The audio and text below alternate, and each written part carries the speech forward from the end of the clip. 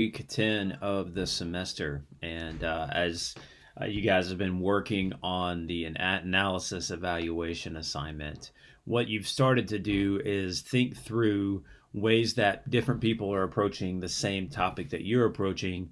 And you've already started seeing some ways that you could contribute to this overall conversation. And that's really, if you want to think about it in that way, what academic writing is. That's popularized by a 20th century rhetorician named Kenneth Burke, who talked about research and writing as entering into an ongoing conversation.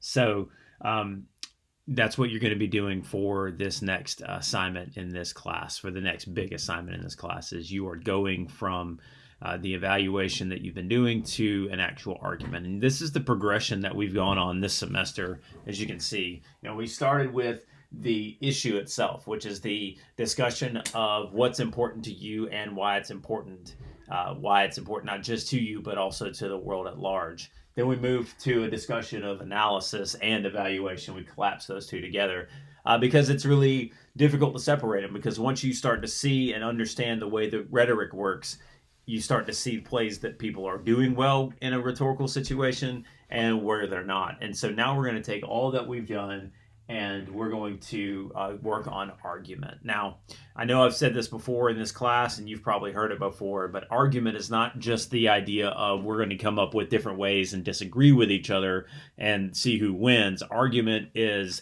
I'm going to make a statement supported by these ideas. And so there's really, in so many ways, everything is an argument, because that's often what we're doing, is making statements and supporting it with facts or with our understanding of the situation. So we're going to have a progression of this as it goes. So I'm going to go ahead and pull up our updated syllabus. And it is important that you follow this updated syllabus, because it I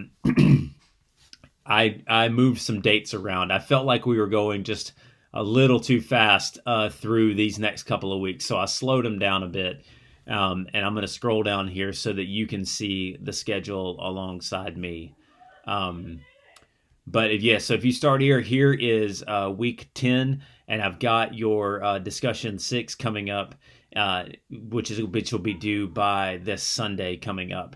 And then we're going to do week 11. Week 12 is where you're going to have your initial rough draft due. So that's only a couple of weeks from now. But that's okay, because in so many ways you've been building up to this point throughout the semester, and then we're going to figure out the best way to keep that going. And then the following week, your full rough draft would be due. So this is going to be a shorter rough draft, and then you'll have your longer rough draft here due. And then we'll have a week of peer review and one-on-one conferences that we'll talk about as we get closer. And then, the goal is to try to get everything in before Thanksgiving break, so that you can focus specifically on the final exam in that last week and a half of classes. So that's the schedule we're on. Again, I don't think it's too aggressive. I actually had it scooted up a little bit to where the draft was due earlier, or the final draft was earlier, but I thought we could back it up, because we really have, about, 5 weeks to get this done, which I think is going to be plenty of time. So that's what we're working on. And like other assignments in this class, it's not as though I've given you this assignment and then you are going to have to just create it whole cloth out of where you're going. It's much more that this assignment is just a progressive one. So you're going to start working on it this week, and then it's going to culminate in the big argument paper assignment as you're working through. So that's what we're heading toward. And really, if you think about all of the assignments you've done for any school setting, this is essentially what people have asked you to do. Is I want you to create a data supported or an idea supported argument. And now we're just explaining how to do that process just a little bit better and a little more thoughtful than perhaps you've been taught before, which is just, hey, will you write a paper on this particular topic? So going forward through this week, we're going to, after you can close the syllabus there. What I have put here is this is the instructional materials, and this will be where you see the video. And so you've already clicked here if you're watching this video.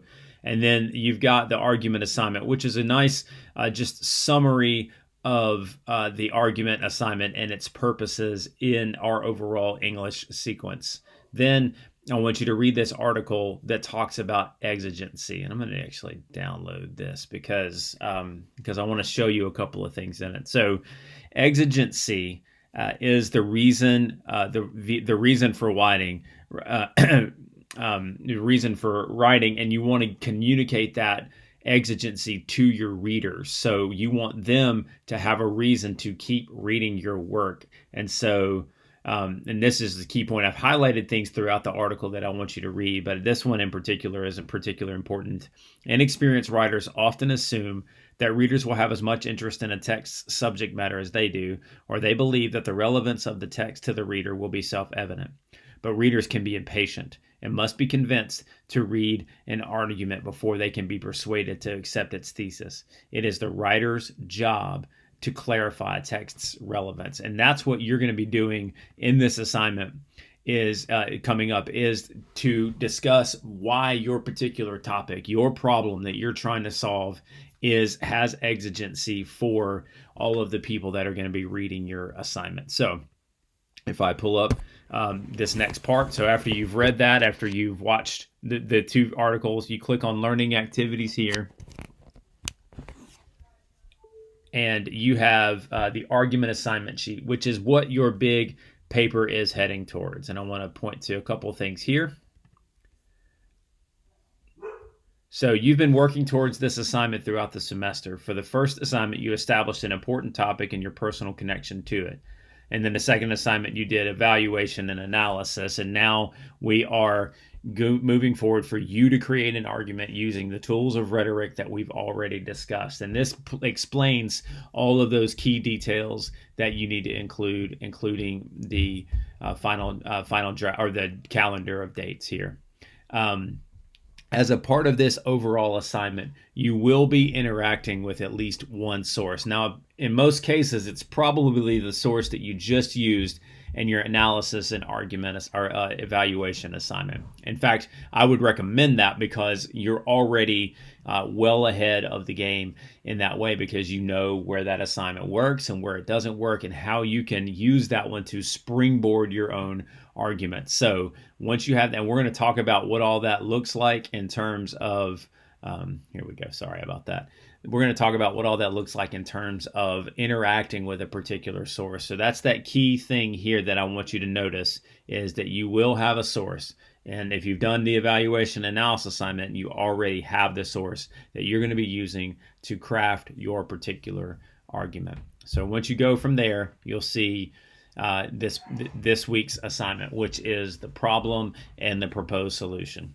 So based on your work so far this semester, I'm sorry. Okay. So based on your, I'm sorry about that, guys. That was we had some folks coming over and they are here a little earlier than I thought they would be. So also my dog is going to bark. That shouldn't be too disruptive because I'm almost finished here. Anyway, so we're getting back to the discussion topic. Excuse me. So what I want you to see, what I want you to do is discuss the problem that you're trying to solve, and that's what you're doing, and then. Your approach to exigency, why it matters. And that the key moment there is for you to explain why it matters for your audience. You can explain why it matters to you, but you need to make that connection between yourself and your audience members. Why do those things connect to them? Why should I, or why should anybody else in our class care about what you're saying? I think it's there. And in most cases, but you can't